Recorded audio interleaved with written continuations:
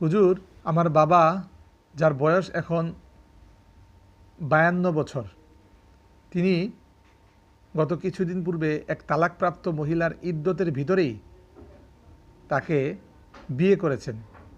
এই নিয়ে আমার মা অনেক রাগান্বিত হয়েছেন এবং আমাকেও বলছেন আমার বাবার সাথে সম্পর্ক বিচ্ছিন্ন করতে। এক্ষেত্রে ইসলামের হুকুম কি? আমি বাবার সাথে কি আচরণ করব, জানিয়ে উপকৃত করবেন। প্রিয়দিনী ভাই, এক্ষেত্রে আপনার করণীয় হচ্ছে, ইসলাম যেটা আপনাকে বলেন, আপনি আপনার বাবাকে বুঝাবেন যে এই বিয়েটা সংগঠিত হয়নি। এই বিয়ের পরে তার ইদ্যত শেষ হওয়ার পূর্বেই আপনার বাবা এই মহিলার সাথে যতবার মেলামেশা করবে, তাকাবে তার দিকে, সবই ব্যভিচারের গুনাহ হবে। এটা আপনি ঠান্ডা মাথায় আপনার বাবাকে এটা বুঝাবেন।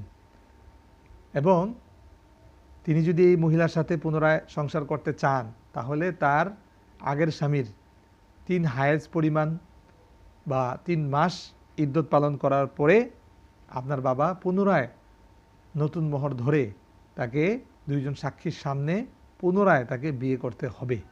যদি পুনরায় বিয়ে করেন, তাহলেই এই মহিলা তার জন্য হালাল হবে। অন্যথায় কিছুতেই এই মহিলা আপনার বাবার দ্বিতীয় স্ত্রী হিসেবে হালাল হবে না। আর আপনি সর্ব অবস্থায় বুঝাবেন, কোনো অবস্থাতেই বাবার সাথে সম্পর্ক ছেদ করা যাবে না। আশা করি বিষয়টা বুঝতে পেরেছেন। দলিল হিসেবে দেখতে পারেন বাদায়ুসানায় খণ্ড নম্বর 2 পৃষ্ঠা নম্বর 549, আল বাহরুর রায় খণ্ড নম্বর 4 পৃষ্ঠা নম্বর 127, রদ্দুল মুহতার খণ্ড নম্বর 3 পৃষ্ঠা নম্বর 132। ধন্যবাদ।